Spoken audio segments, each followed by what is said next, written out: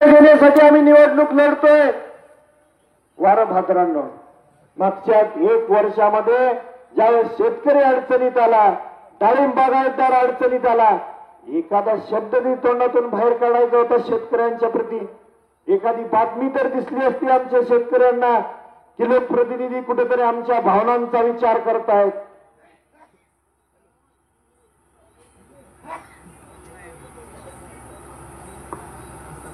या तालुक्यातल्या शेतकऱ्यांना वेळेवरती पाणी मिळालं पाहिजे, याच्यासाठी आपण ही निवडणूक लढतोय. आणि स्वर्गीय आबासाहेबांच्या निधनानंतरची ही पहिली निवडणूक आहे. तुमच्यासारख्या निष्ठावंत मतदार आणि कार्यकर्त्यांनी स्वर्गीय आबासाहेबांना मागच्या 60 वर्षात ताकदीनं सहकार्य केलेलं आहे.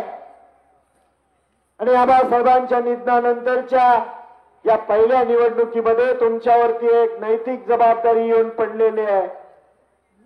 ही नैतिक जबाबदारी पार पडत असताना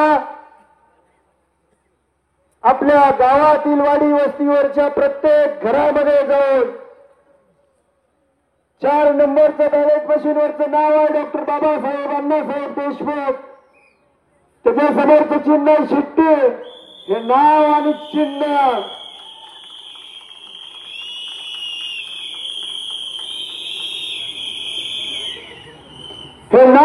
चिन्ह आपल्या गावगडातील प्रत्येक घरातील माता भगिनींना, वडीलधाऱ्या मंडळींना समजावून सांगण्याची आपल्या सर्वांची जबाबदारी आहे. भाऊ, वाईट वाटतंय, 2 दिवसापूर्वी एका ज्येष्ठ नेत्यांनी काय म्हणलं माहित आहे का? शेतकऱ्यांना 35 वर्ष भिकाऱ्यासारखं पाणी मागितलं. माझ्यासारख्या तरुणांना वाईट वाटते, हे राजकारण कुठल्या स्तराला गेलेलं आहे. माझ्या कष्टकरी बळीराजाला भिकाराची उपमा देण्याची यांची धाडस कसं होतं? निश्चितपणे कष्टकरी बळीराजा हा लाखोंचा पोशिंदा आहे. प्रत्येकाच्या ताटात अन्न हा शेतकरीच देतो. आणि अशा शेतकऱ्याचा अवमान कदापि महाविकास आघाडीतील घटक पक्ष सहन करून घेणार नाहीत.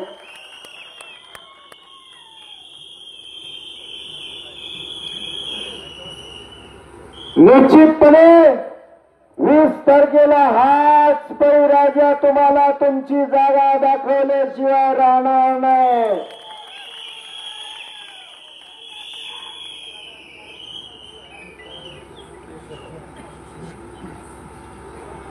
भीतीचं वातावरण आहे, धमक्या दिल्या जात आहेत. आज महिला आघाडीला त्रास दिला गेला. शहराच्या ठिकाणी जे बाजारपेठ आहे तिथल्या व्यापाऱ्यांना त्रास दिला जातोय. त्यांच्या दुकानात जाऊन धमक्या दिल्या जात आहेत. विशिष्ट उमेदवारालाच मतदान करा, नाहीतर तुमचा व्यवसाय चालू देणार नाही. हा विचार कदापि मागच्या 60 वर्षात ही प्रवृत्ती जन्माला आली नव्हती. अजून मतदान व्हायचं आहे तोपर्यंत यांचं एवढं धाडस आहे. पण तुम्हा सर्वांना विनंती करणार आहे, 20 तारखेला मतदान होईपर्यंत आपण शांततेत मतदान करून घ्यायचं आहे. हे मतदान करून घेत असताना, प्रचार करत असताना तुमच्या केसाला सुद्धा कोण धक्का लावणार नाही याची जबाबदारी इथली सर्व नेते मंडळी घेणार आहेत.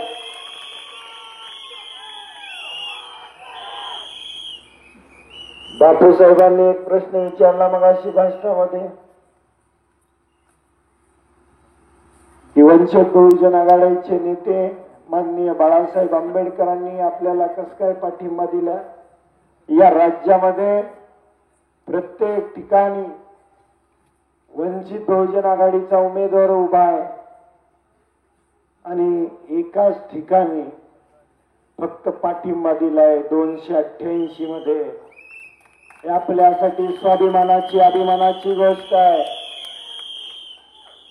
पण ज्या आबासाहेबांनी 60 वर्ष इथल्या मतदारसंघातल्या गोरगरीब जनतेला तळ हाताच्या फोडासारखं जपून तुमची सेवा केली, जो विचार जपला, त्या चळवळीला सलाम म्हणून वंचित बहुजन आघाडीच्या नेते माननीय बाळासाहेब आंबेडकर साहेबांनी आपल्याला पाठिंबा दिलाय. त्याच्या व्यतिरिक्त दुसरं काही कारण नाही.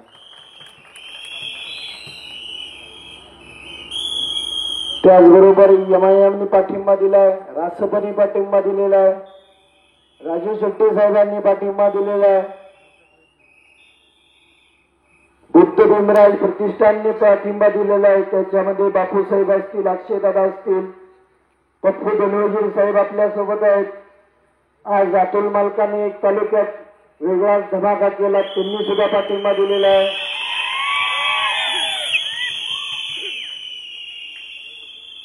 नरवी उमाजी नाईक समाज मंडळाने पाठिंबा दिलेला आहे, कोलार समाजाने पाठिंबा दिलेला आहे. जे गाडेवाले मराठी समाज आहेत त्यांनी आपल्याला पाठिंबा दिलेला आहे.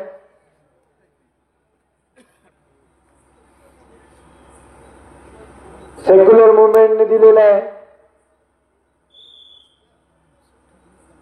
निश्चितपणे अजून 5 दिवस आहेत,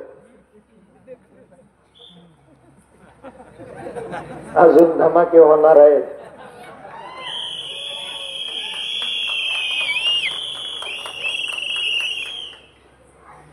भीमा काका खरंच धमाके होणार आहे, खोटं नाही बोलत.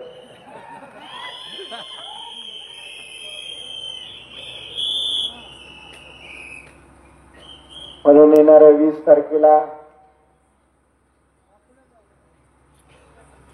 4 नंबरचं नाव आहे डॉक्टर बाबासाहेब अण्णासाहेब देशमुख. त्याच्या समोरचं चिन्ह आहे शिट्टी, आणि त्या चिठ्ठी समोरच्या बटन